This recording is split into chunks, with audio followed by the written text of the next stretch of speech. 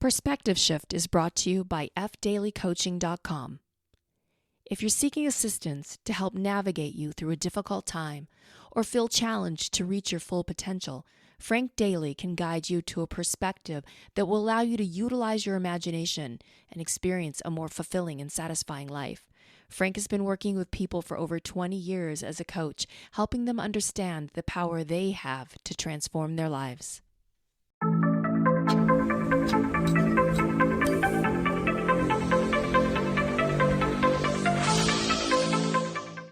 Hey, Mike. What's up, Frank? Same old stuff. Welcome to Perspective Shift. Yeah. There you go. How are we doing today, guys? Yeah. Guys. Guys. Oh, you talking to me? Yep. Ready to jump into this week's episode. Today. Yeah, we're doing good today. Who are we covering today, Frank? Krishnamurti. Yes. Today's going to be a good episode. Yeah. So I love this guy. I've been listening to him for years. I first listened to him in 2019. I actually went on this role where I was listening to him for a while. I remember. Yeah. And the cool thing about him, it's like what I do, and I suggest people listen to, especially people like him that deal with, he doesn't use the term, but it's kind of like non-duality. It's just listening with an open mind. And then once you get it, you want to do self-inquiry about it. You don't want to just take his word for it. He'll be the first to tell you that. But it's I can listen to him all day long. And I always pick up something new, or it opens up something, because we're all searching for this free mind, if you will. Yeah. And what I've noticed, and I'll do this too, it's like I'll go and do these experiences, go on these retreats and stuff, and they're all great. I was talking about this earlier. Yeah. But when you go on these retreats, now I just do it as if I'm going to a rock concert, just for the experience itself. I'm not trying to better myself, because when I do, it ultimately fails when I come home. Because if I'm trying to get something out of it, I start to panic towards the end of the retreat. Like, did I get what I needed to? I didn't find that guy. Am I there yet? Yeah. Yes. And then you come home and then you bother everyone in your family because they're not at the level that you were at the retreat with people were. But, guys, if only you would listen to me, everyone could be better. Yeah, exactly. Isn't it crazy how the mind works? It is, because you're trying to get something out of something, and you can't. And then we try to push it off on others. Yeah, but life is meant to be experienced. If everybody else was experiencing it, then I'd be in a good place, because I'd have everybody around me feeling the same. Yeah, and that's why when you go to retreats and stuff, it does feel good. It really does, because everyone's in that place. It's like, but hey, when you go to rock concerts too, my God, you got 50,000 people in the audience, and depending, it doesn't matter who it is, but once they're playing a song, also you have 50,000 people moving to the music and perhaps mimicking the lyrics in their mouth. Yeah, that's the unified field we're all looking for. But if you're trying to better your life, so to speak, and make it better by going to a rock concert, it'd be fruitless at the end. Yeah. So, listen to, Krishnamurti and just let it absorb in it, but take it in self-inquiry, because when you do that, whenever I do something, I go to a retreat now. I love going to them. They're freaking great experiences. To me, it's like a vacation. Yeah. And I don't try to get anything out of it. Just like I go to Hawaii, sit on the beach, get relaxed, come home. And but if I didn't get enough relaxation, I'd be pissed when I got home.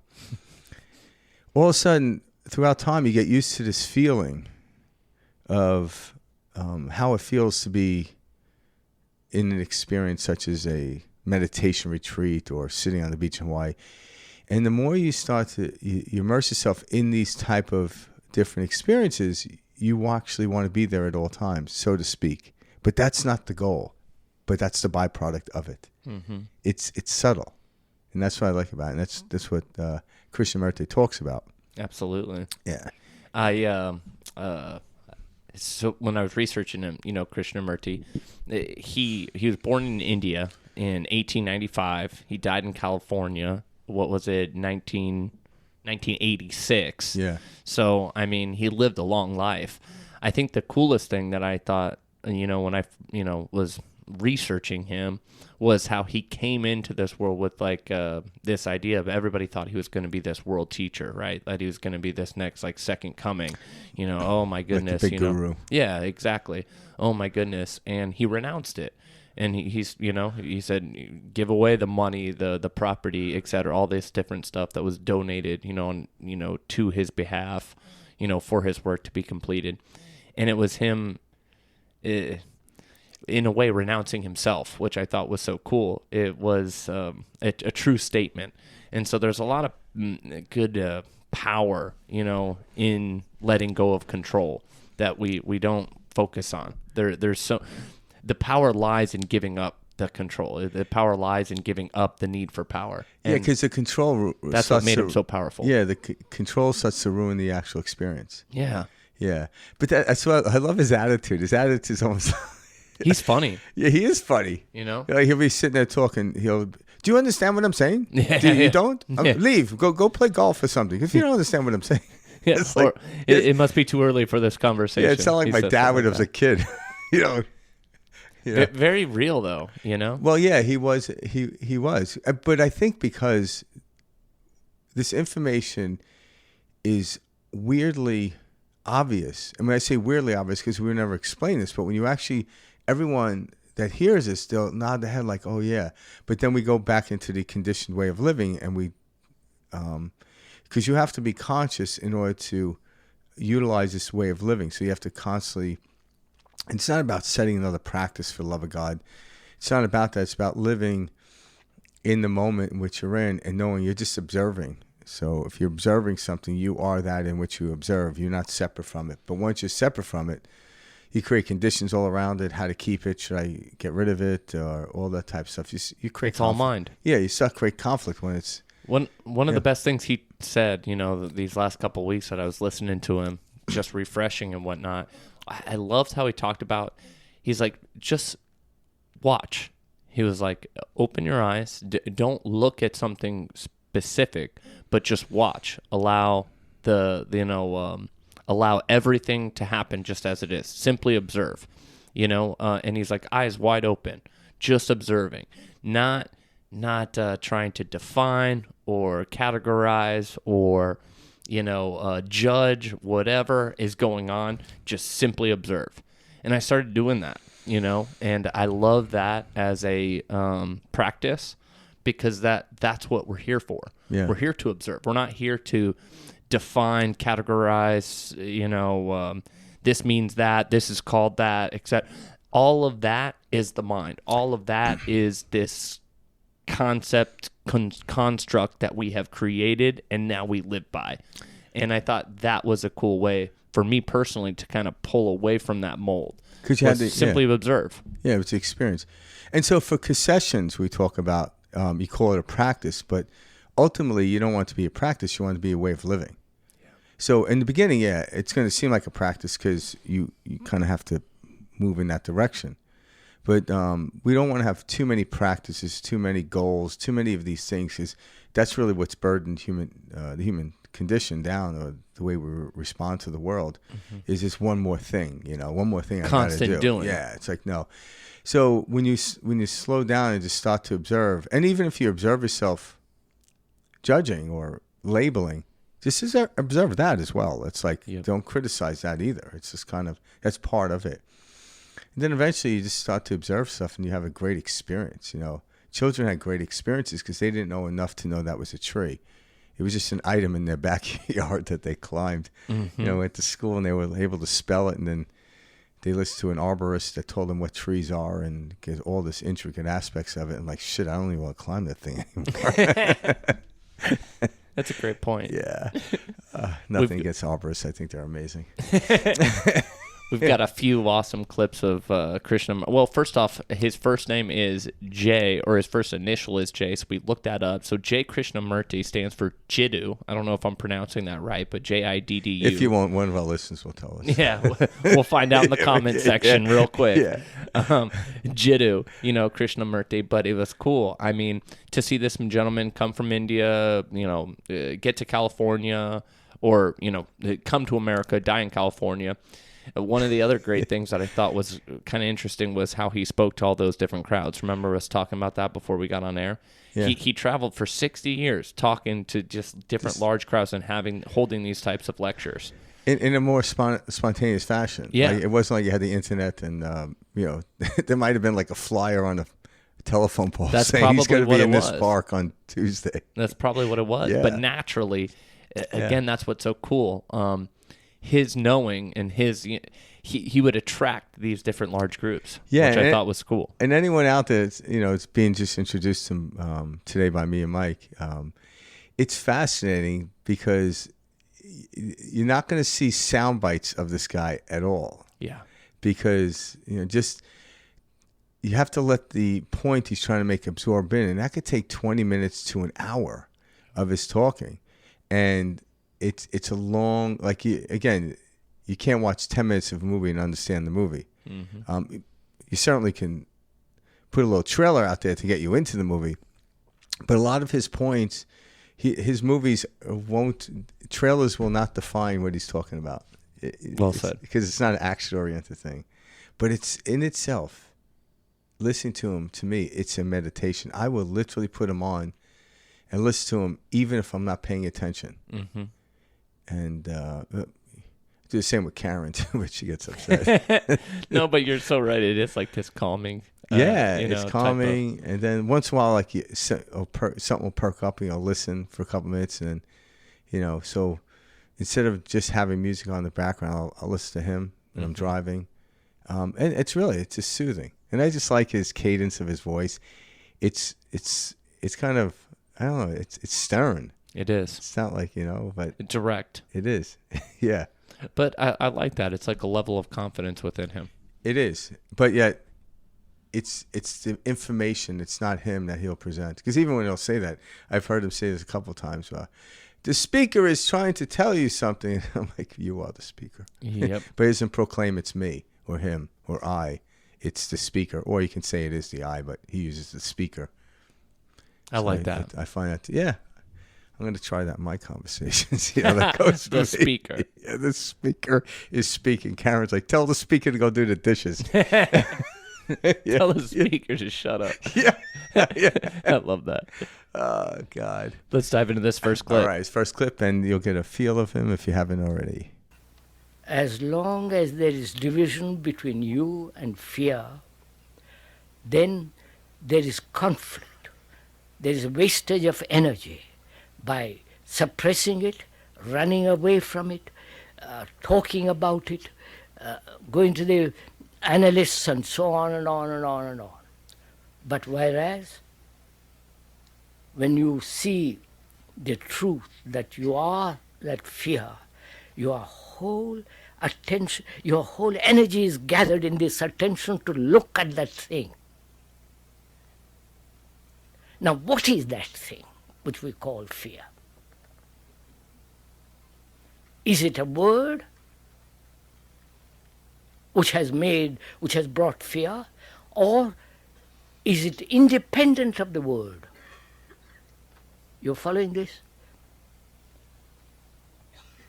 If it is the word, that the word being the associations with the past, I recognize it because I've had fear before. You understand? I look at that fear, though it's part of me, because I name it, and I name it because I've known it happen before. So by naming it, I've strengthened it. I wonder if you see this. So is it possible to observe without naming it?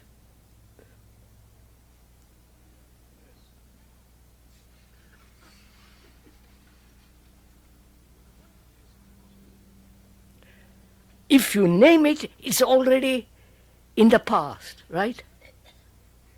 If you don't name it, it's something entirely different, isn't it?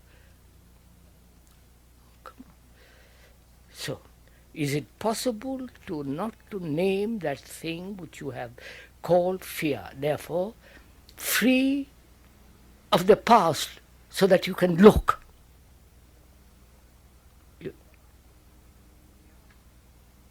You cannot look if you are prejudiced. If I'm prejudiced against you, I can't look at you. I'm looking at my prejudice.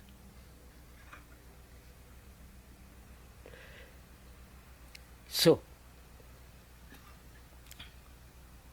is it possible not to name the thing at all?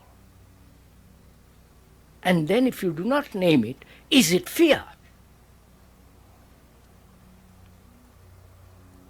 Or has it undergone a totally different, a change? Because you have given all your attention to it. You understand? I wonder if you get it.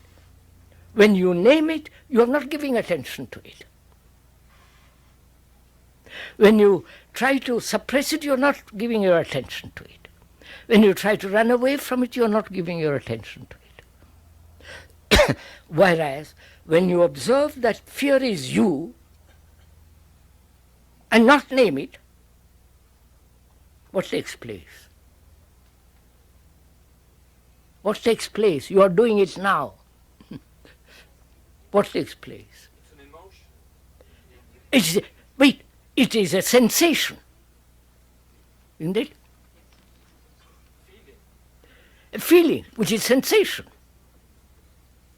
Please, watch it. It's a sensation, isn't it? Yes. All feelings are sensations. I put a pin in there and all the rest of it.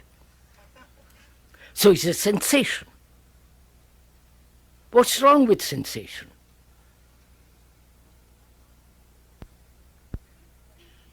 Nothing is wrong with sensation, is it?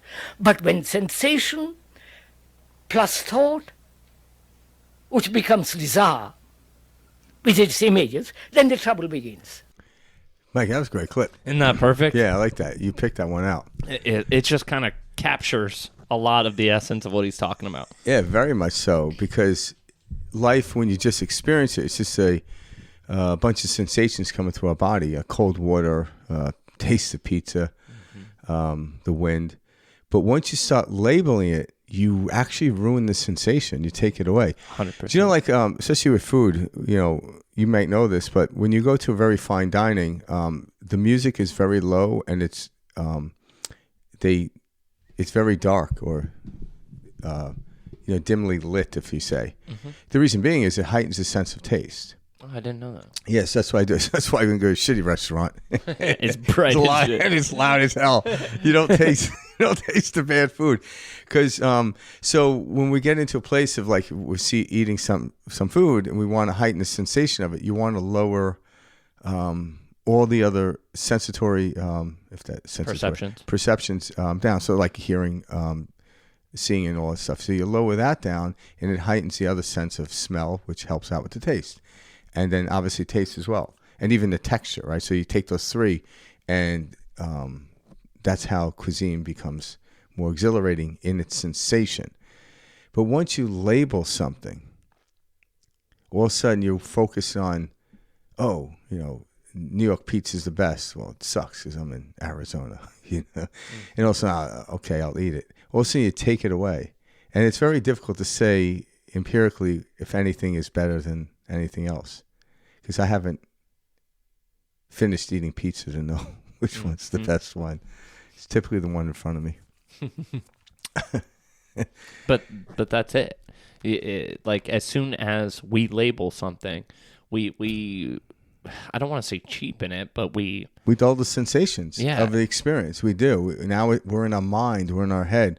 We're not in the feeling of it. But this is why kids are always asking, "What's this? What's that?" And they're always classifying things, and it's because we're taking so much in.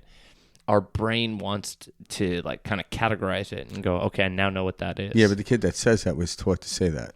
Yeah. So they were taught to label because they took a test and they were able to label all the farm animals, and then the teacher gave them a gold star or a nice A or whatever letter on the page.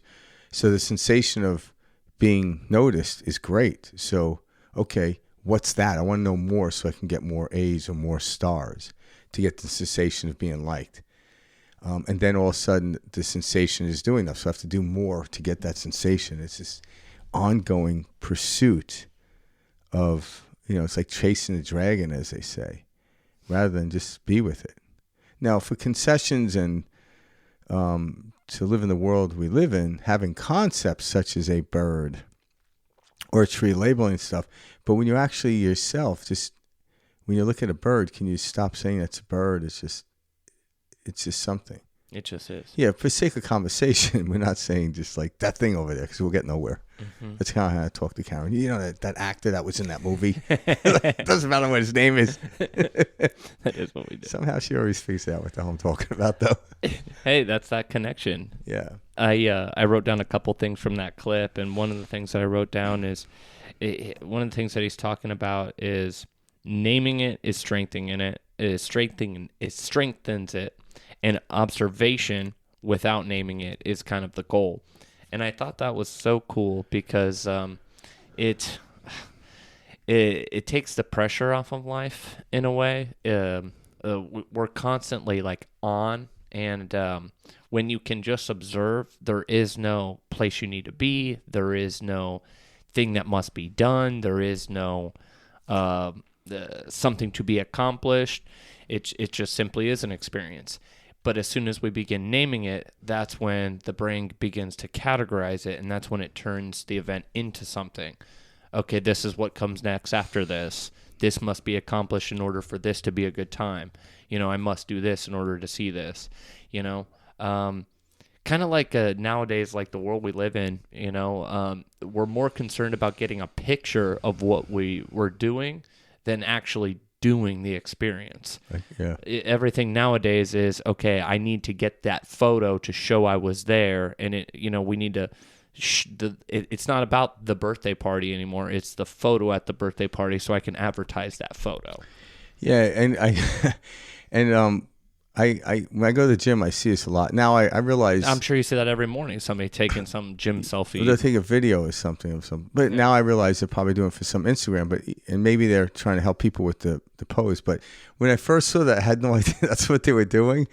And I'm like, you get home and watch yourself. Like just like, what does it feel like to move the weight around? What does it feel like to stretch? What does it feel? Whatever the workout is, it's the sensation what you go for, and what happens is when you go just for the experience, just for the sensation of it, there becomes this byproduct of your body starts to look better based on how we think bodies should look better. But that's not the reason you do it. If it is the reason you do it, you'll always be in an anxiety-ridden place. That's why there's a lot of eating disorders, people doing surgeries on their bodies, just crazy stuff to get this look that they watch somebody have. And maybe the person just naturally looked that way, you know.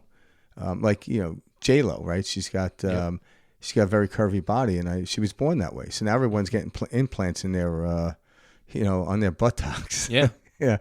And it's kind of like, but there's no sensation there other than who's looking at me. Mm-hmm. You know, it's kind of, it's getting to the point where we all know it's weird. Yeah. I think in the past we didn't, but it's getting so heightened to where we'll start looking at that and like, why did somebody do that? So we're actually watching it from the vantage point of like, why did they do that?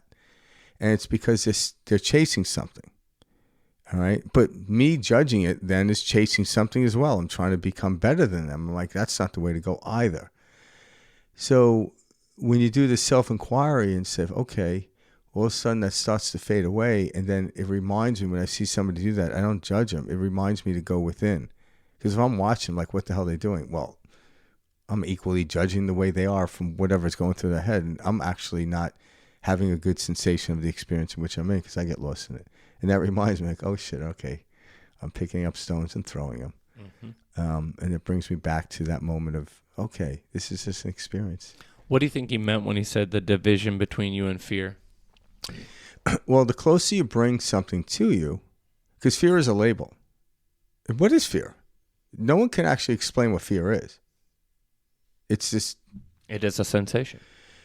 It is a sensation, but it's a weird one because what is there to fear? You know? Well... Like, in other words, if fear really happened, what would happen? Whatever the event was happening. But I'm saying, like, would you die? Right? So how many people had fears that the house would be taken away from them? And it was. Well, they didn't die. They had another opportunity to get a new house if that's what they wanted. So fears are these very abstract concepts that we don't have anything of. Like the human body has built in it is, they call it the fear of falling, but the sensation of falling, which keeps you from falling and getting hurt. All of a sudden, the sensation of hearing loud noises or feeling heat to know to get closer or to stay away, to keep the physical body at, in its place at the moment. But being fear of your house burning down so you get rid of anything that could cause a fire is kind of what we do. Fear of not having enough. But how do you know? You've never been there. It's like fear of non-existence. Well, have you ever not existed? No, we could never have this conversation if Exactly. non-existence actually existed. And so fear is this concept out there that no one could really put their finger on. But when you pull stuff close to you, stop labeling it, all of a sudden this, like you said, the sensation of fear dissolves. It really does. Why? Not because of separateness, because I brought the thing of fear into me. It's the separation that creates the anxiety that we're separate, but we're not. So one of the things I've learned through certain teachers is when I have anxiety, I could have went to the gym, worked out. That works. It does. Because just getting into my car will minimize it, will slow it down. But then what I essentially was doing, without knowing, I was shoving it down to where it permeate later on. Maybe after I worked out, a couple hours later, driving to work, and it hits. I go, shit, well, I'm on my way to work. I can't go to the gym now. Stuck in this rat race type thing. Mm-hmm. But then I learned to what are you running from? So when anxiety came up, okay, I'm going to sit with it. Yes, the sensation was uncomfortable. But also when I did it for the first time, it came up and I say popped, it came so close to where it dissolved. And I'm like, oh, all right. And it might have been a thought or a belief around it. Well, that thought and belief diminished. So if a thought like that came up or something came up like in the same circumstance, situation came up, all of a sudden I'm aware of it, but it didn't bother me. But I was also aware that it used to bother me. But I brought it closer. So from that point on of bringing it in, observing it, and watching it dissipate was oddly mind-blowing, because now it'll never happen again. Like he talked about this analogy. I don't know if I have it on my clip, but I thought it was brilliant. He's like, when you watch a flower, it comes up and it blooms. It's a beautiful flower. And then in a short period of time, it decays and falls away. Allow that to go. It's kind of like watching anxiety come up, let it, and then allow it to just dissolve. But people don't. They'll shellac it. Mm-hmm. They'll shellac the flower so it never dissolves. Or it will eventually. But so now they freeze it in the moment in which, and I'm using a flower as a height of anxiety, then they hold it there and it's there forever. Where if they just watched it come up and then it would have dissipated, just like everything does. Everything is fleeting. So now, that's a great analogy. Yeah, but now when you watch it, what you call fear or anxiety is just an experience and sensation that's brilliant. But when I label it as fear, because we were taught fear is no good. We don't want fear, And so also like, okay, so now if I label push fear away. Yeah, we run from it, and there's nowhere to run because it's inside of us, So these are little perspectives on how to look at it. I don't want to put into a practice necessarily, but maybe in the beginning it'll seem like that. So when you're having anxiety or fear, when you can, sit with it. It won't kill you. But what will happen is it will bloom, it will blossom, and then it'll dissipate. So the next time it comes up, that particular situation, circumstance, it won't bloom as high as it did. It's, if you're around enough pollens, eventually you become used to the pollens and the allergies won't occur, so to speak, and that's kind of how it is. So we're trying to inoculate ourselves with fear, so fear no longer has power over us. But if you're pushing it away, you can't inoculate yourself with it, and that's how I look at it. Again, my words are very clumsy because there's no way to really get to the point of understanding this. Honestly, I love what you were just saying, Frank. Like that. See, the sitting with it. I remember when I started doing this, when the feeling, and it's not just fear. I mean, you can do this with anxiety, depression, pain, sadness, any of it. It's allowing it to bloom. You're there with it, and then it does dissipate. This too shall pass. It all passes. Yeah. And sometimes when you're in the thick of it, it's I don't want to say it's painful, but it's like it's definitely not a feeling you would describe as, oh, I enjoy this, I want this regularly. But it's also not as bad when you sit with it.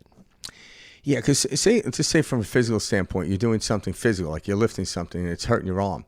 So lifting more of it is going to help, but letting go of it. So when you're in fear or in anxiety, running from it creates more anxiety. Mm-hmm. It literally does, because what is anxiety? Is a rapid form of thinking. So if I'm running now, I got to think even more.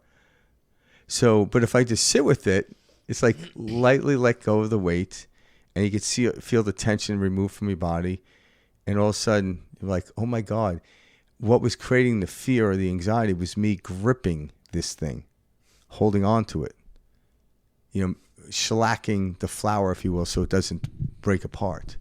And now every time I look at the flower, I have a sense of fear. Oh, but when you actually allow it to come in, get close to you, like some people say, all of a sudden you realize there's nothing to fear. It's kind of like the rope and the snake story. I like that. Yeah, you get close enough, you realize, oh my God, it was a rope, not a snake. So there's no harm there. Again, like when I use these analogies, they are like a snake will, if it's close enough, it will bite and it will hurt. So obviously we have that. Those are concerns, not fears, right? So yeah, when I'm hiking on a trail and I live in Arizona, the concern is there are rattlesnakes. So if I make a lot of noise, the rattlesnake certainly doesn't want to bite me either. So yeah, that's a concern. You could call it a fear if you want, but I call it a concern. So yeah, just make sure so we're not here to talk anyone out of. We not certainly want to be unconscious, because when you're conscious, you can sense things at a higher level, and yeah. But I love that. The analogy with the rope and the snake isn't to say snakes aren't dangerous to the human condition. It's most of the time it was never a snake; it was just a rope that kept you from moving forward. We inherently know this too. If we were to sit back and truly, analyze this and be honest with ourselves and say, hey,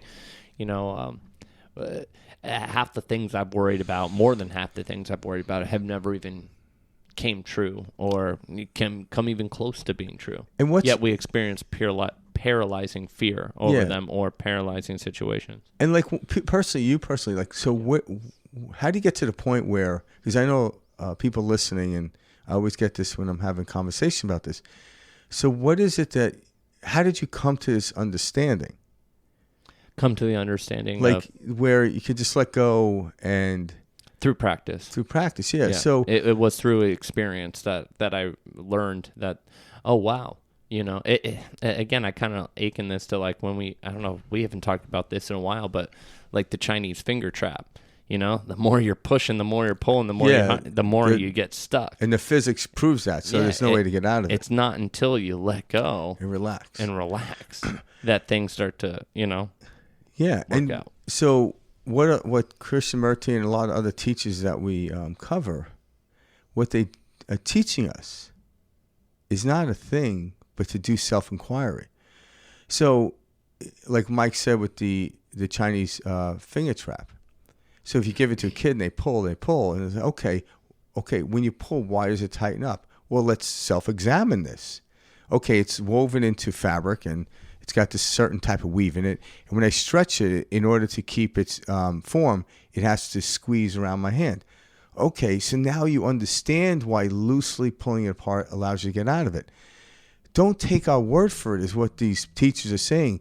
Do self-inquiry, but most people don't. They take the word of somebody and say, if you go over there, you're going to get eaten by a bear. Yeah. So now you don't hike in the woods anymore. And that's what the news is. That's what media is. Yeah. Is it's taking somebody else's word for it. And so the media is taking, like you mentioned, the media is taking away your experiential sensations of life and keeping you in front of the TV. And telling you how it will feel. Yep. If this you go is out how there, you will feel. Yep.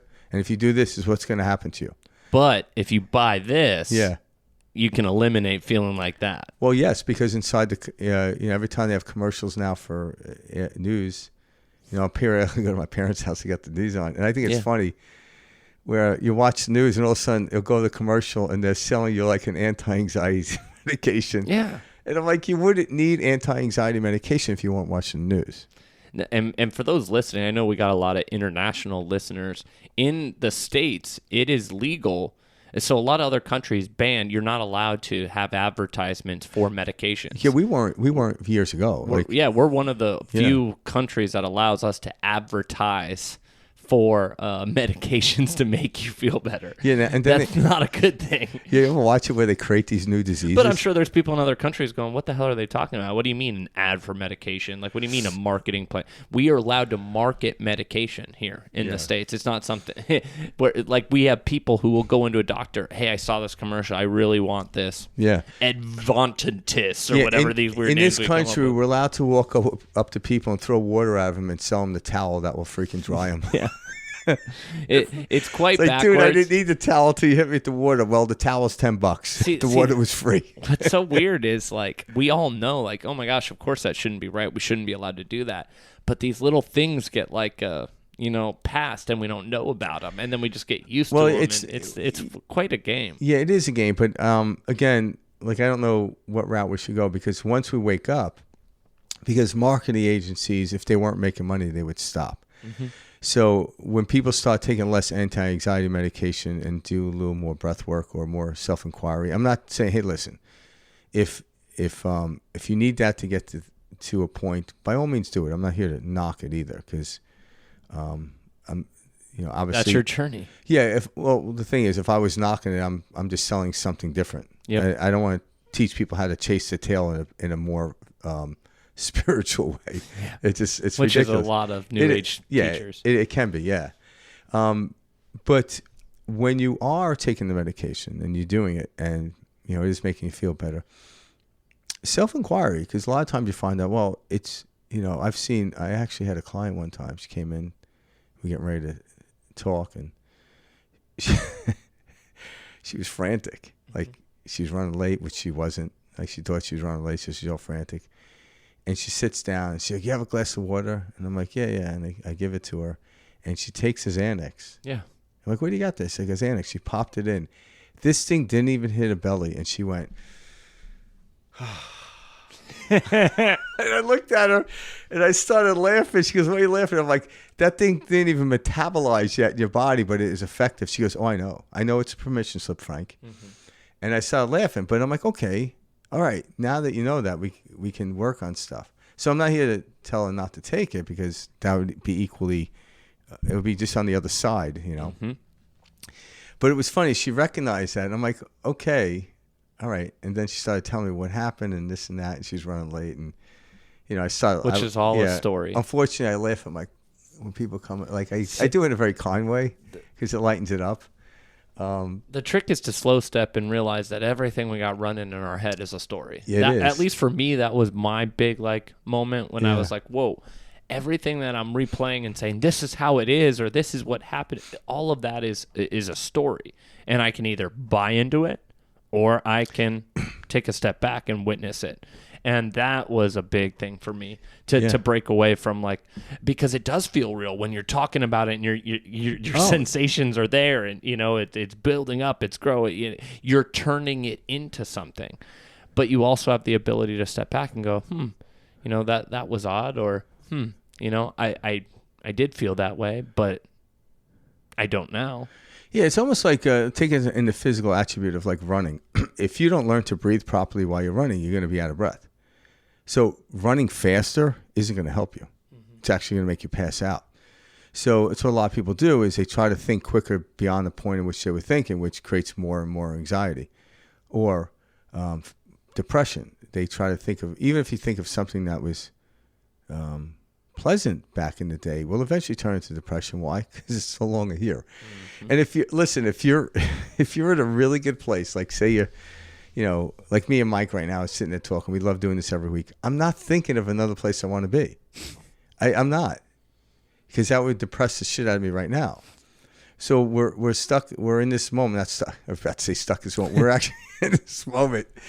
Sometimes I do feel like I'm stuck in moments, in conversations. Absolutely. But that's in my head.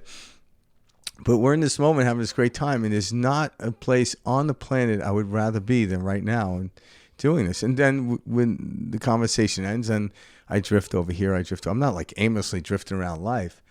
But if I'm like thinking in my head, I want to be in Maui as I'm talking to Mike, this is going to be a shitty ass conversation. It really is. Yeah.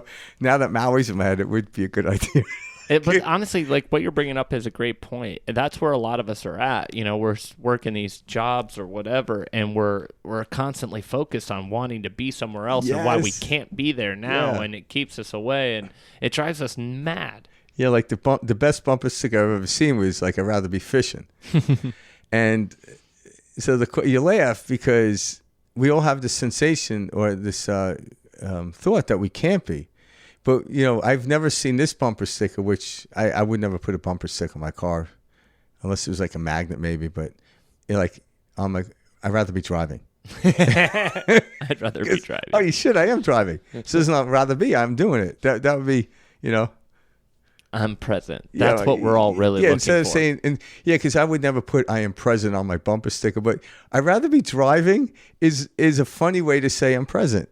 Well, that's the thing. Yeah. It's so simple, but it takes a while to get there because we have never been present. We've only been conditioned to constantly be thinking, constantly be doing. And if we're not, we're like, what, is your head in the sand? What, are you just crazy? Like, is there nothing up there? Are you not thinking?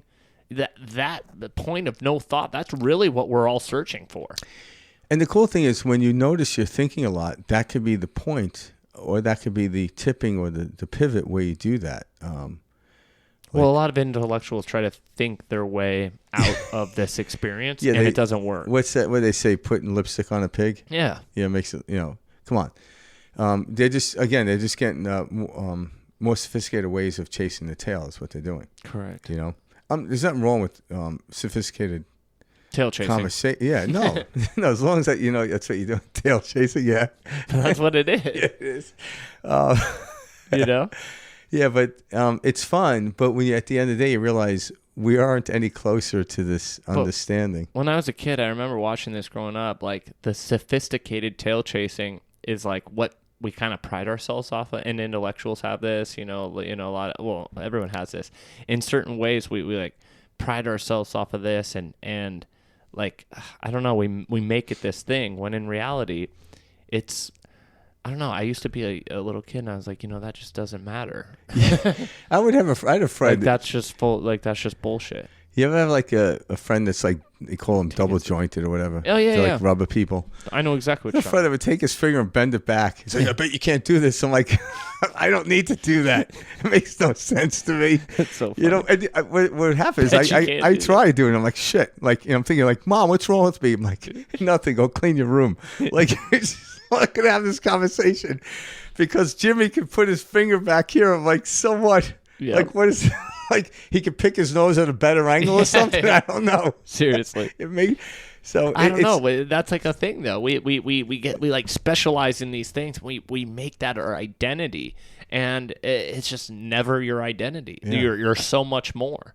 And I remember feeling that at a very young age and not being able to describe it. But like, I'm not just a musician. I'm not just a son. I'm not just a brother. I'm not just a whatever. I was like, I'm not any of these things. I remember thinking, like, what am I? No. Those are like, I think, it's not that we don't. It's roles we play. Yeah, those are the dances that we play throughout life. But a lot of us will identify with it. Yes. And say, I am a teacher. Yeah. I am this. I am an engineer. And guess what? And we make our whole lives around that. Yeah, because if you label yourself as a teacher, you label yourself as a son, when you get around your students, you're going to get aggravated eventually. And when you get around your parents, you're going to get aggravated eventually. Because who's giving you a label as a teacher? The student, not you. You can't. And how did you become a son? Because your parents had you. So it's always dictated by somebody else what your label is. Mm-hmm. So if I'm a son, it means, well, I'm owned by two people. If I'm a husband, it means I'm owned by my wife. And again, I'm using, the concept of husband and wife. Like I use the word, I don't need to start changing words and stuff like that. It's just I don't feel I'm owned by my wife because she calls me husband. Mm-hmm. Except when she makes me do dishes. So, Whole different story. She's like, why doesn't it even enter into your mind? I'm like, it does. It just don't need to be done right now. Is that why you were doing dishes this morning? Well, preparation for Garrett? You want to hear something funny? Putting them away. Well, last week I walked in today and Frank was doing dishes. I was thinking about a dishwasher. No, what's funny is I realized we set the dishwasher off at night, but one day last week I set it off during the day before I left for work. So Karen came home, and I think she had just started school, so she's a teacher, so she's off for the summer, which I have no sympathy for. Because I wasn't off. I constantly remind them, like, don't complain to me. Right. I don't have them off. But so she came home and she goes, and I'm like, hey, how's your day going? She's like, it was a little frustrating. I came home and the dishwasher was full. I'm like, yeah, but dishes were clean. She goes, you just had to push a button. I'm like, well, someone had to push the button. And then there was clothes in the dryer because I started the laundry and I got them into the dryer. And I realized, so Mike came on, I'm like, shit, I got to make sure I get these dishes into the cupboard so I don't have to hear it when she comes home today. That's hilarious, man. It is. It's the life we live. It's the life we live. Yeah. And you know what, Karen, like, if she heard this, she's like, you're damn right you should put them in there. You should be scared of me, I love that. She would never say, honey, that's not what I was getting at. But that's the dance. That's the dance. I love the dance. Though. That is the dance. But I don't take it that's the trick. You can't take it seriously. No, whatever music's playing is a song I'm going to dance to, and I enjoy it. It's not like I'm pulled into it. Like, that's why I'm obviously laughing about it. So a lot of humor comes around relationships between men and women. Once you start to get bitter about it, I'm like, okay, obviously you don't like this dance. Why are you in it? Why are you on the dance floor? So there's nothing more beautiful being in a relationship with someone, whether it's a husband, wife, friend, or whatever. And when you're with your friend or whatever, do that dance. When you're with your lover, do that dance. But say, no, this is the only dance I want to do. I'm like, good luck with that. Yeah. Why? Because maybe at some point in the past, that was the only memorable dance that you were free on. And then you say, okay, forever I have to do this dance. I'm like, no, we're meant to dance to different beats, different movements. And when I use the word dance, I'm talking about character traits. So I don't mind shifting my character into the audience I'm in front of, but that's not who I am. Mm-hmm. I'm the energy that allows the dancing to happen. But the dancing is fun. It's the sensation of dancing that I love. In whether I'm talking, doing something physical, or actually dancing too, That's it. Yeah. That's like Karen's like, why are you always hitting the bag? I'm like, it's the only way. It's like me. I put music on. It's like I'm at the disco, but I look macho. It's like, because if I started dancing at the gym, and people are like, and I can't stay up late enough to go to like a nightclub. It's not going to happen these days, dude. Yeah, I'm like, what time's the band go on? 9 o'clock. I'm in bed. I'm good out. I'm already in bed. I'm tucking down by then. It's go on so, at 9. Let's tell you. That's hilarious. So. Let's jump into this next, Krishna. Here you go. Belief is a form of hope. And I have hope because I'm in despair. And I invent a belief, a security, a state of mind which says there is something which is permanent. And I believe in that. And that belief, obviously, not only conditions all examination, all perception, but it prevents the total inaction.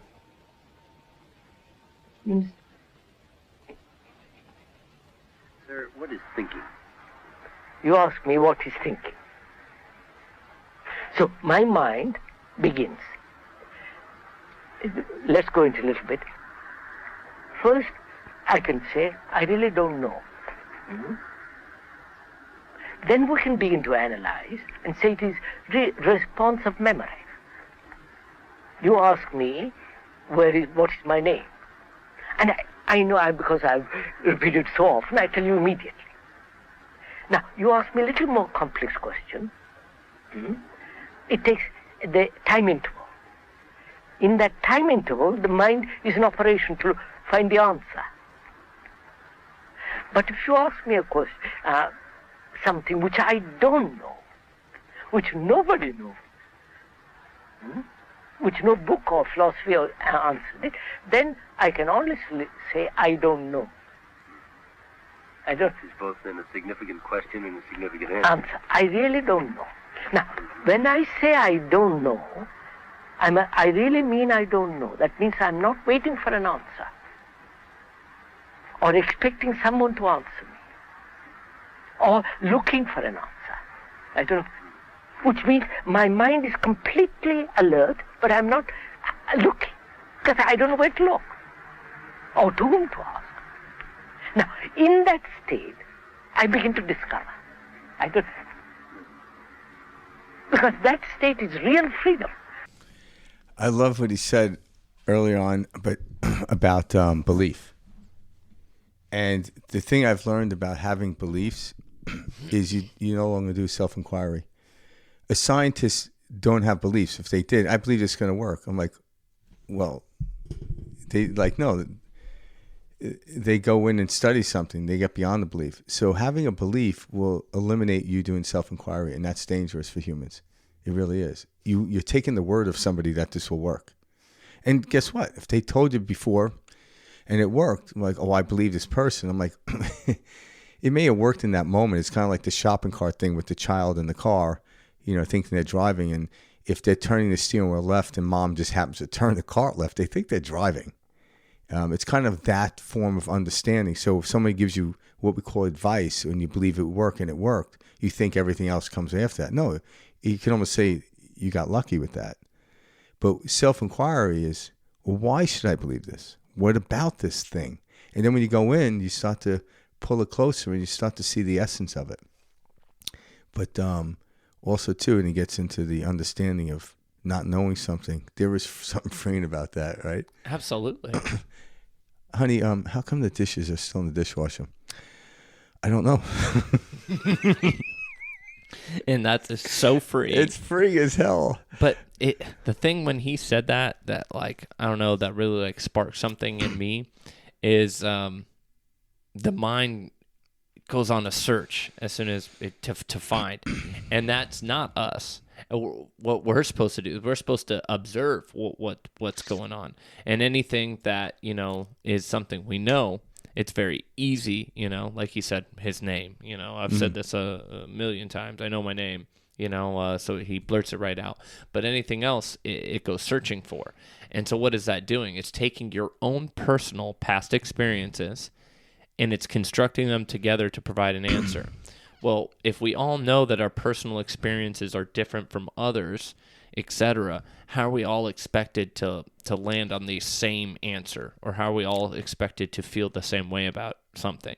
And so what we're saying is an answer is really a culmination of our past experiences, which we know, are not 100% truth. Everyone's experience is unique to themselves, where they were in that state, how they felt that day, etc., and then proclaiming them to be fact or proclaiming them to be true. So rather than go on a mission of constructing this wild answer based on our previous experiences, why not choose the experience we want and move towards that? Beautifully said, because that's another way I would say that is, if you have an experience now and you're trying to come up with an answer from the past, what you're doing is you're altering this with the comparison of the one in the past to come to knowledge. Okay, I know this. I'm like, no, you've never been here before. The sensation of being happy will always be that, but the thing that you say what made me happy is always fleeting and changing, and it wasn't really the thing. It was the expression of your happiness that put you in front of this thing, whatever you may call it, the beach, the woods, whatever. But once you start to compare it, all of a sudden you lose yourself in that and you solidify yourself in that moment and you're stuck. It's a feeling of being stuck is really what it is. And we don't like that because we're always moving, flowing and moving. Mm-hmm. So I like the way you said that. Yeah. Let's put on the third clip of Krishna. All right. When there is distortion, there is a motive behind that distortion. A motive to find an answer, a motive which you would like to have or which you think will solve our problems, a motive which may be based on past experience, past knowledge, and all knowledge is the past. And if there is any motive, there must be distortion. So can our mind, which is our common mind, because we have the same content in our consciousness. Because all human beings, whether they live in the Far East, Middle East, or Far West, go through this process of fear, agony, torture, anxiety, fear, and endless conflict, inwardly and outwardly. That's the common consciousness of mankind. So when you examine your own consciousness, you are looking into the consciousness of man. And therefore it's not a personal, individualistic examination. On the contrary, you are looking into the consciousness of the world, which is you, which is a fact when you go into it very deeply.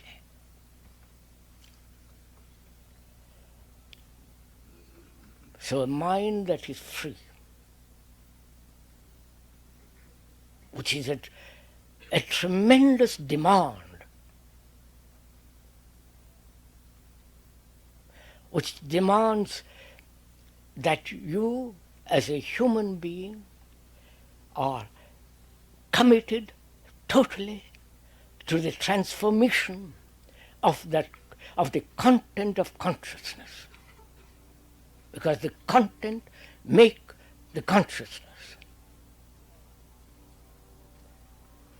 And we are concerned with the transformation, with the total psychological revolution of this consciousness. And to explore it, you need great energy.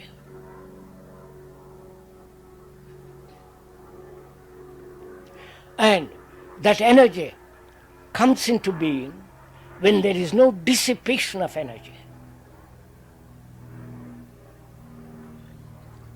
One dissipates through trying to overcome what is, to deny what is, to escape from what is, or to say or analyze what is. Because the analyzer, as we said during all these many talks for many years, the analyzer is the analyzed. Analyzer is not different from that which he analyzes. That was really good. Yeah. Yeah. That clip. Yeah. That was actually perfect based on what we were, previously talking Yeah. about. When he says you need a motive to find an answer, I thought that was cool because he's talking about how any motive creates distortion. And so if we're looking for something, it's putting our intent into something, feeding it an answer other than what actually is, because there is a motive behind it.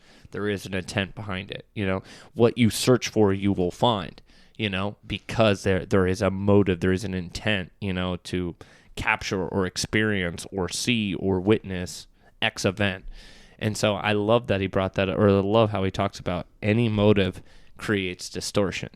And that's the point. That's where we need to come from, which is a place of non-judgment, a place of no expectation. That is the recipe for creation.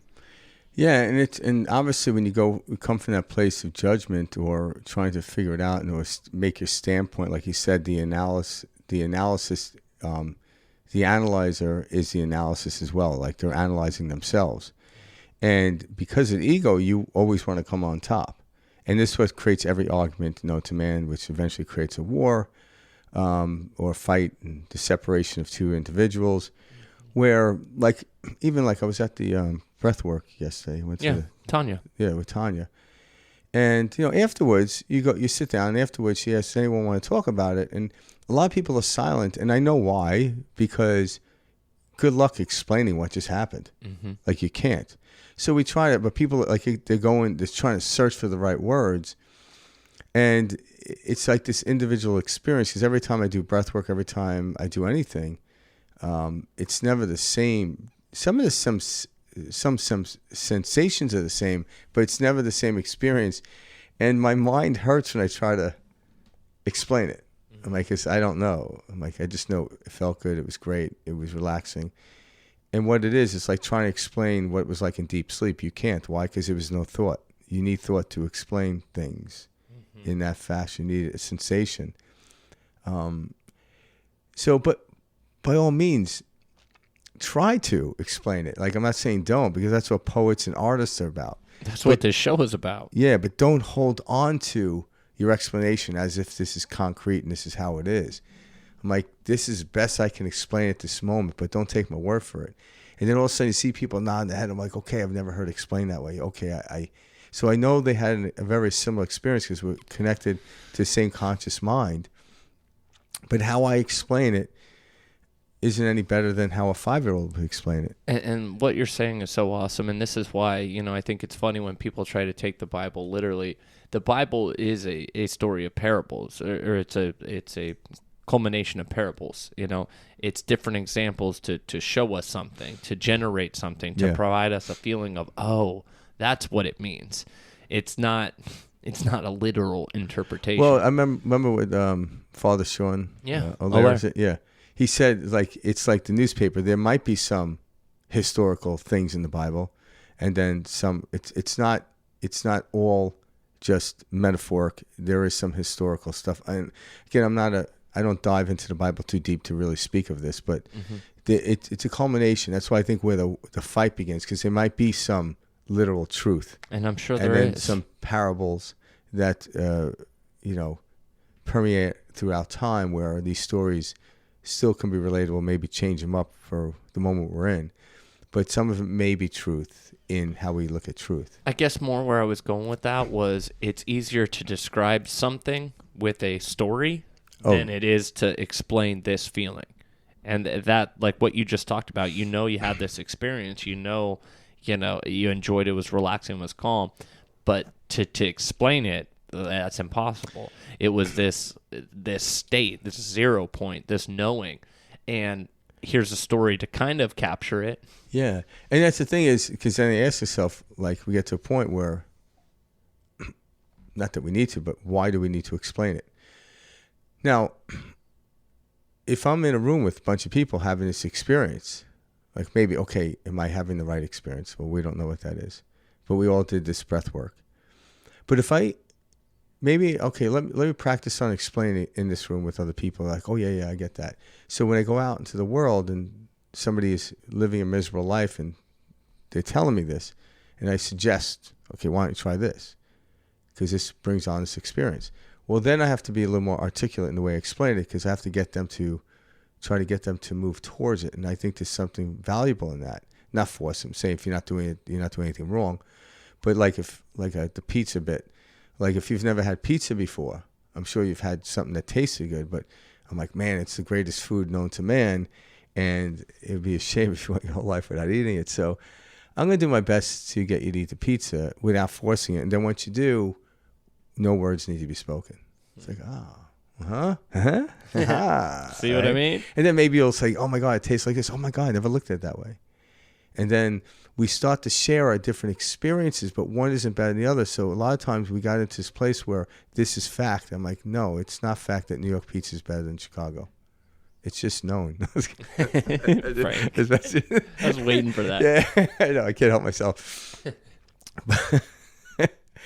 But we'll sit there and defend it to the end, and it's just ridiculous. It really is.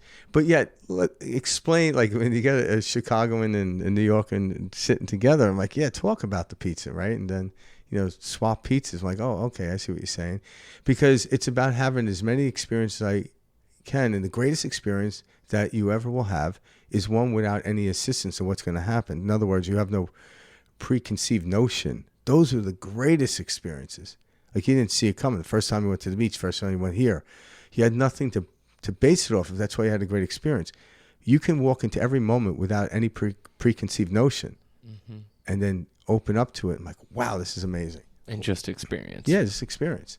Yeah, I love that. And people believe we can't do that, but we can. You know, but the way we're taught, there seems to be a battle. It seems to be a little difficult to get there, but that's okay.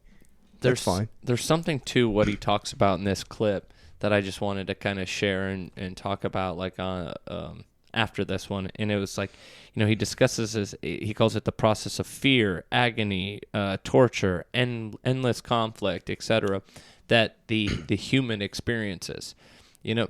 And then he mentions, you know, that we're all from one mind. And I've been in deep moments of meditation where I've been able to experience what he's describing.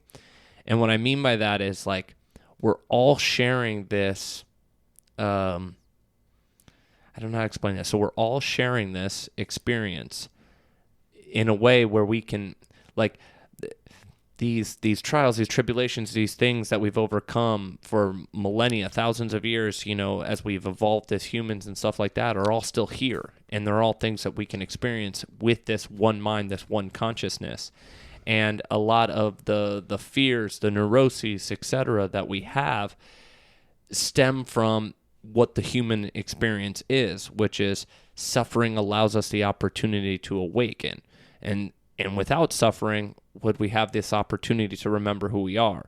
And so rather than looking at everything as these very individual, specific things that are happening to me, understanding that the human experience is sharing these, and they are manifesting in their own little different way. Kind of like if, you know, like a crystal, you know, if you break it down, you know, it's all the same thing, just in different little pieces, etc. Sizes, fractals. Yeah. Everyone's having their experience of a different type of stress, agony, torture, etc. But it's from a singular point that we all share, and that is the experience. Like Buddhism says, life is suffering. And what the weird part for me growing up in the Western world is, we're taught that, like, suffering is something that isn't supposed to happen to you.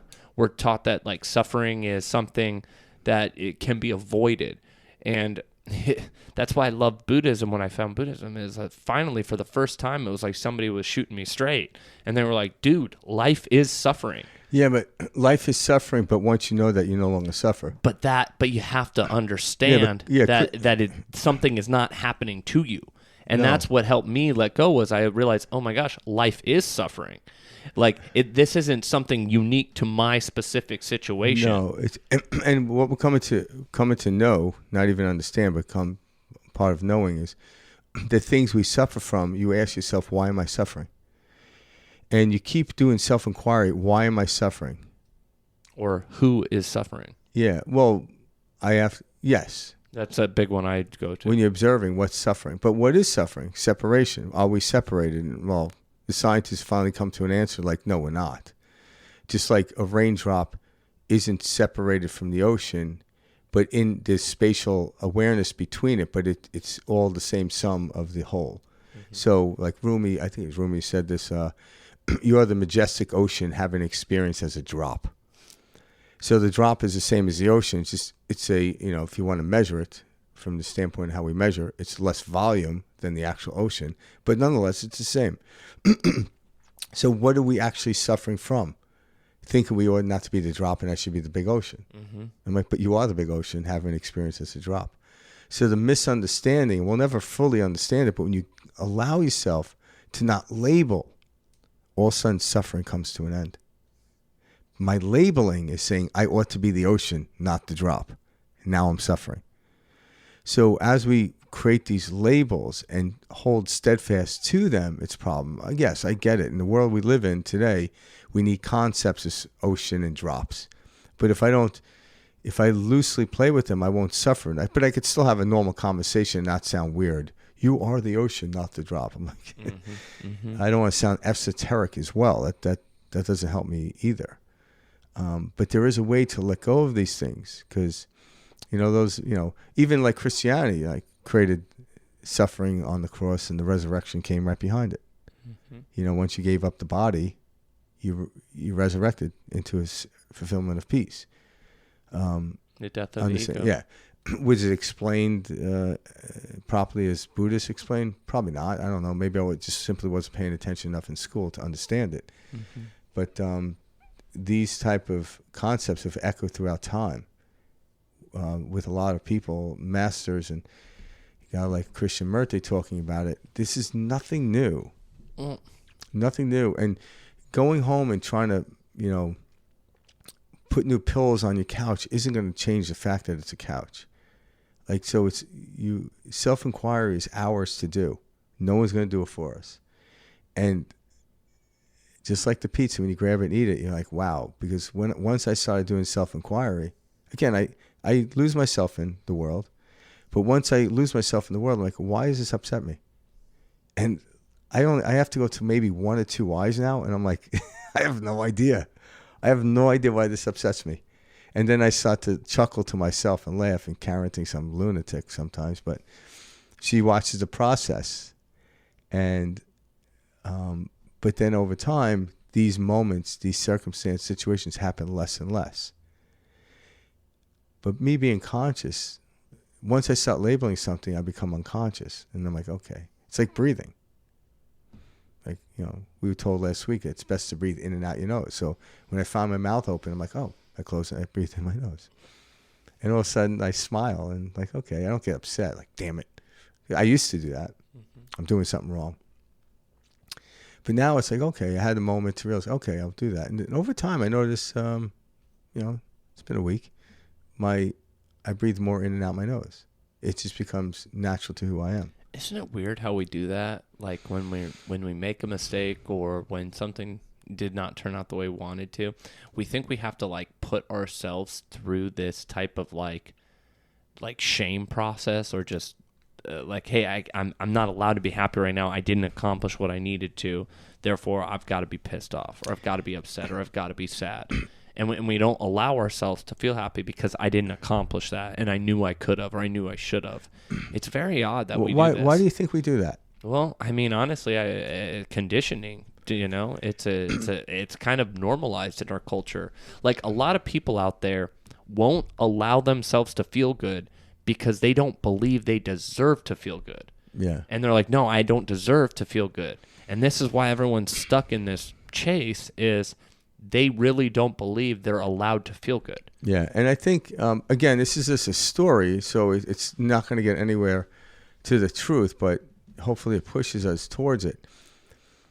In the act of saying, okay, from a physiologist standpoint, breathing in and out your nose, let's say no one argues with that, all right? So it's truth, all right? But I found myself mouth breathing. Mm-hmm. But the second I noticed that, and I close my mouth and I start breathing in and out my nose, all of a sudden, it was the consciousness effort, in the state of consciousness that made me breathe in and out my nose.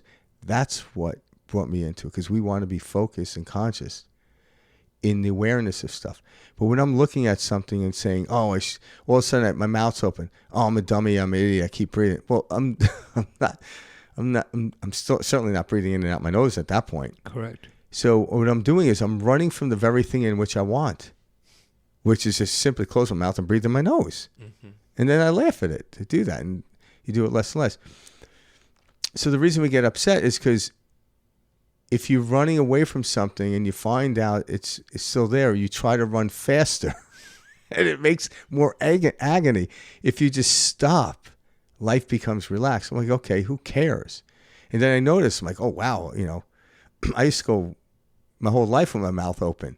Now I'm like, I go 10 minutes. Like, it's freaking pretty cool, right? Mm-hmm. The goal isn't ever not to get there. I actually went and bought that tape for night. Did you? Yeah, I did. That was smart. Yeah.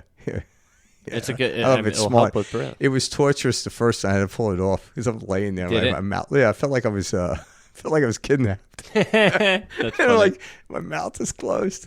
But what it did is it brought this conscious effort into changing, and it wasn't that I needed to change. It was the consciousness onto something that illuminated this experience. So it's pretty wild, right? So empirically, breathing in and out my nose is going to make my life ultimately better. It might make me feel different. But it was knowing that and bringing conscious to it. So maybe these things that people get upset about, I'm like, you ever look at it this way, that it's actually bringing you back into alignment? And when you're out of alignment, coming into alignment is the dance. Because there is no dance that doesn't take you in and out of alignment. Because when you're dancing, you go from the left to the right, to the left, to the right. The object of dance is not to stay stagnant. It's to constantly sway. Now, how far can the right can I go before I have to pull back to the left? Right? It's how subtle, like the Michael Jackson type dance, right? It's a very subtle one. But then you take these other outrageous ones like James Brown. That's pretty outrageous. He jumps up, splits, and comes back up. So there's a whole variance of dancing. But even the subtle one is just simply opposed to this, right? Mm-hmm. So I'm taking myself out of balance to put myself back in balance. And that seems to be the experiential understanding of life. Not understanding that in that format to some degree is what creates suffering. But suffering doesn't really exist at that level. But I'm here to talk about suffering because I've experienced it. And every human being is. And then when someone like a Krishnamurti comes along and says, well, okay, if you drop this, you'll drop suffering. Or the paradox is, life is suffering. But once you know that, you no longer suffer. So a lot of times people leave out that second part of the understanding of that. And it's like, oh, and you kind of laugh at it. It's like, oh. One thing that Krishna said in this last clip that I wanted to get your take on is he said, the content makes the consciousness. What did you take away from that? The content makes the consciousness? Mm-hmm. Well, because he was talking about as a collective. You know, we have this collective consciousness, which I know. Great example.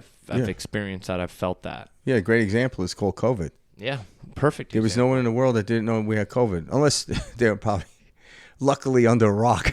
Yeah. I mean, like this probably one time where you would want to be under a rock at that point. But everyone on the planet knew there was COVID, so we were conscious of it. How each individual thought about it was different, but we all knew it was here. Mm-hmm. We knew the concept of it. Some people thought it was a lie. Some people believed in it. But so we actually live in a time where we actually had something else, where the whole world was consciously acting. And manifesting. Yeah, manifesting COVID. And it was interesting. So at some level, we were unified around a disease. Imagine the level of peace that a world could experience if we had everybody focusing just on something as simple as like love, or something as simple as peace. Yeah, and a constant focus, and we literally did that as a world for a day. Yeah, we have to be careful about that. The reason being is because somebody over there might have a different idea of love and peace than I do. Mm-hmm. And now we'll actually use that as a war zone, because I just wish we could really understand the power we have, especially collectively like that. But I think we do. Like as many people, like Mahatma Gandhi said it, people before him said it too, and even after, it's become the change in which you want to see. So if you want to see peace, be peaceful. Period. Be loving, and you'll see it. You'll also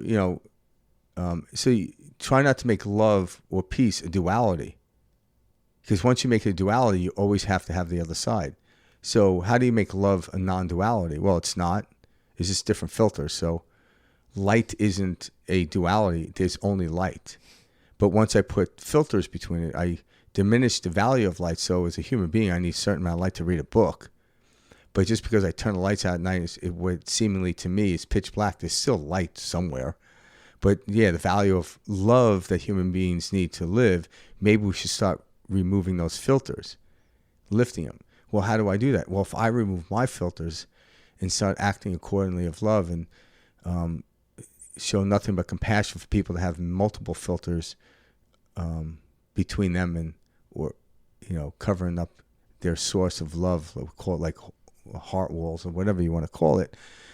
All of a sudden, when I start lifting mine, I have nothing but compassion for people, and through that, I maybe can encourage or convince them to remove it, but on their own recognizances, and the way they would do it is their way. Once I say do this, do that, I create another war, create another way of doing things, and we don't want to do it. Another religion. You're doing it wrong. No, we're not. I think the only thing we're doing wrong is we think we're doing something wrong. If you think you're doing something wrong, you do something wrong. So I'm not here to say there's no wrongdoing on the planet. But what started it is, me being inadequate. So fine, I'm not good enough. We know what destruction is. So if I can't have it, no one can. Let me destruct this world and start a war. If I can't have that land, no one shall have that land. Right? So when we become that change, and that's when I'm in a state of love and I got pulled from it, I might think this is impossible. I'm like, what do you mean? That was just a moment in time. But in the previous moment, you were in the state of love. That was a real experience. How do I keep it coming? Well, maybe the fluctuation of life is all there is. Because if it was sunny all the time, would I be able to sleep? How much love do I need? It depends where you are. How much light do I need? Well, it depends what you're doing. Maybe we start trying to rip all the sunglasses off people and just, because some people like to wear sunglasses at night. I could never do that. I would love to do it because it looks cool, but I just couldn't see. But I was blind. Yeah, but what's his name? Jack Nicholson did it brilliantly. The man would wear sunglasses at night, but he pulled it off. I could see. God damn you, Jack Nicholson. No, but it's funny because we think this is the state of love in which everyone should be in, and this is what creates war. No, I have different states of love, but there's no opposite. There's different degrees of love based on the filters, and I remove this filter from that filter, and I keep doing it. When I realize I have control of removing the filters, I'm at peace. Doesn't mean I have to do it necessarily. And I think that's the essence of what we're trying to get to. But we need to remove all the heart walls. I'm like, why are they there? I'm like, let's examine why they're there. Yeah, maybe you're right. So I don't know. Maybe you are right. We need to release them. But don't you tell me we have to. Mm-hmm. It's a weird thing. And so it's cool watching us then kind of talking about like this love stuff. And the beginning, the first clip that we chose was based on fear. And often you'll hear Frank and I talk about the only two emotions that exist are love and fear. Everything is coming from a place of love or everything's coming from a place of fear. And so I thought that was kind of a cool little duality synchronization. And what is fear? The absence of love. Or not knowing the degrees of love, not understanding the degrees of love. Yeah. Because there are people that enjoy jumping in ice cold water. Yeah. The body's like, what are you doing?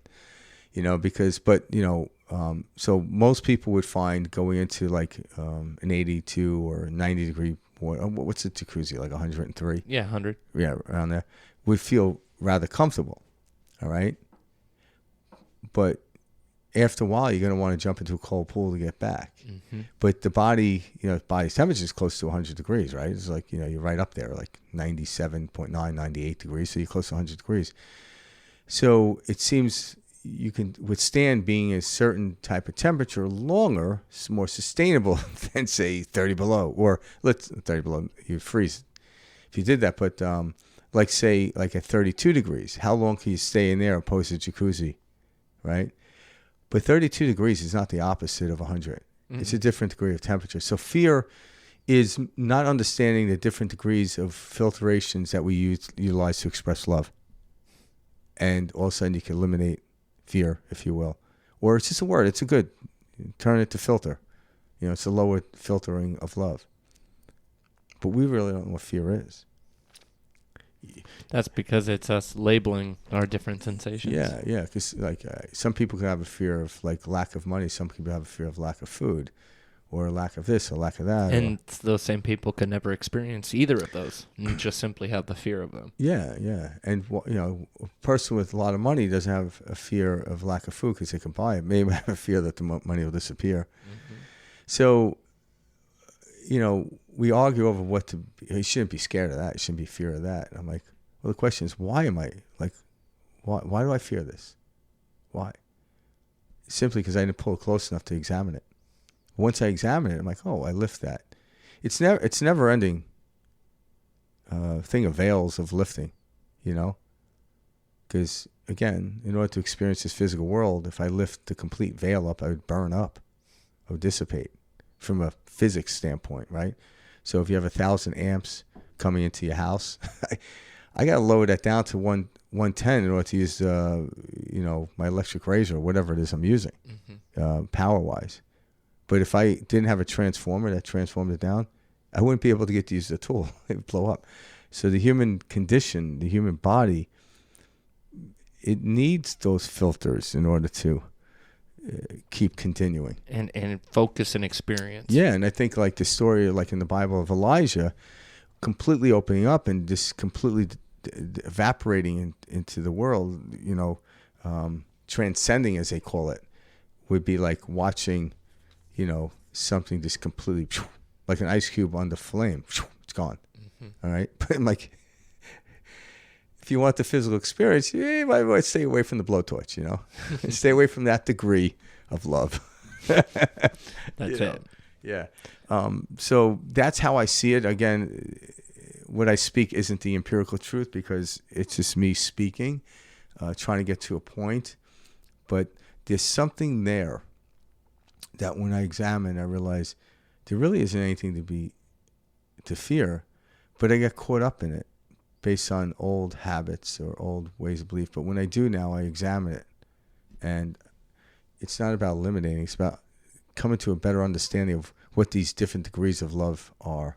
What's so cool about what you just said, and Krishnamurti was explaining that earlier, but fear is always coming from past experiences. It's us thinking, because I experienced this, or I heard this, or I thought this. It's always coming from. It's never like, well, what if it could happen this way, and then you get fear from that. It's always, I don't know. It's always coming from a place of like recall, memory, and what we know about recall, memory, thoughts, that's simply not true. That is a concept of the past. It's fleeting. It's not a tangible type of thing. So to be in fear makes absolutely no sense. Yeah, because, why do we have the understanding of information from the past? Well, again, like, if you were hiking in Arizona and you didn't know that there were snakes, now knowing there are snakes, it's not a fear. It doesn't stop you from hiking. It just keeps you aware. So there's value to that. But once you actually say, I'm never hiking again because there's snakes, I'm like, well, that's fear. It's eliminating you from new experiences. But then you self-inquiry. We're like, well, the snakes really don't want to bite you or attack you. If you make enough noise, they'll run from you. So then as a hiker, you want to make a little bit of noise. You want to be quiet. So therefore, you won't sneak upon a snake. So this is information that could come from what we call the past, but not translated into fear of this moment now. But if you bring this moment into now, or the past and now, and stop from hiking, that is what we call fear. It doesn't do you any good. It doesn't have any value. So it's a misunderstanding of valuable information or information that enslaves you. Mm-hmm. So there is a discerning of that. Doesn't mean it's not like we want to wipe our memory out. It's, thank God I know barely. Thank God I know the English language. So I don't have to keep studying prior to getting on air. So that is from the past. But the way I use it is all present, baby. Like I've never put these words together in the same facet, in the same tone ever before to now. I'm not continuously repeating myself. It may sound that way to some people, but I'm doing it with different. But that's the feeling. truth. Yeah, it is. But yet, the English language is something I remember from my past. I acquired as a child, and then over time, I try to put more words, get a little more concise in my speaking. There's always refinement, but that's the fun of it. I don't think I'm failing at this point. But I want to keep refining, but that's the fun of it, not the drudgery of it, the anxiety of it, you know? And that's the beauty of it. So there's different levels of fear. I mean, different levels of love or different degrees of love. And some of those, when they're really dark, can be labeled as fear. Mm-hmm. Yeah. I love that. Yeah. Again, guys, thanks for joining us this week for Krishnamurti. He, surprisingly, for being born in 1895, has a ton of online content. He does. For somebody born in the 1800s, this guy's true. got a ton of content. I mean, they filmed tons of his, lectures in the 60s, in the 70s, the 80s, the 90s, etc. Well, I don't know, not the 90s. He died in 86. Yeah. But it was his ghost. Yeah, it is ghost. But they Actually, there's a ton of content, guys. I think the latest lecture I've seen of his was in 85. See? So he died in 86, ago. right? So, yeah.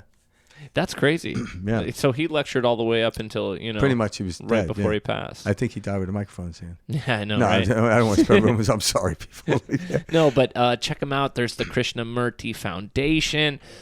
There's a bunch of great stuff, online available. And like Frank mentioned in the beginning of this episode, just putting him on in the background, while you're driving, it helps you get into this meditative state. It helps you to question things that you've never questioned before. And you just have these aha moments. And this was actually, Krishnamurti was one of the first spiritual teachers that I really started listening to that helped me understand what this experience is that we call reality. And so there's this special place in my heart for him because the way he talks and the way he points things out, it makes it's like, there is something there. Why would I not see that? Yeah, and a lot of, we didn't put any of them up today, but he has a lot of discussions with people trying to chip out his way of thinking. Great and point. they're fun to watch. Yeah. They're fun because he'll just sit there and it's funny, a lot of times he has to take them all the way around the block before they realize. Mm-hmm. So those, I love watching. He'll even kind of lose his cool into some of them. Yeah. He's like, what are you talking about? Why don't you understand? Yeah, and it's hilarious. Yeah. And I'm always like, nice, Krishnamurti, showing a little bit of the true ego self. Well, I think too, it's, we call it the ego, but sometimes it's like the idea of yelling. People, you shouldn't yell. I'm like, would you ever see a 3-year-old kid running towards the street? Yeah, there's a time for yelling. Yeah, trust me, you need to yell. Yep. It gets people's attention. Right? If you're doing it all the time, it means you have nothing valuable to tell people. That's why you need attention. But sometimes stopping people from going around in circles can help them. Like the smack in the face to wake them up type of thing. And he does a smack in the face brilliantly. Yeah, he does. Yeah. So check out his stuff online, YouTube. Different websites, all that good stuff, guys. He's got his own YouTube channel too, which is great. Yep. Thank you guys all for tuning in this week. Frank and I will be back next week for a new episode. Please continue to send in your recommendations. It's great hearing the feedback from you guys on a lot of the different, teachers and speakers and individuals that we've covered on this podcast. So keep sending them our way. We love it. Reach out to us, guys. You can reach us at perspectiveshift2020@gmail.com or through any of our online media, direct messages, etc. All right. Much love to you all. We'll see you guys soon. Peace out. Thanks all.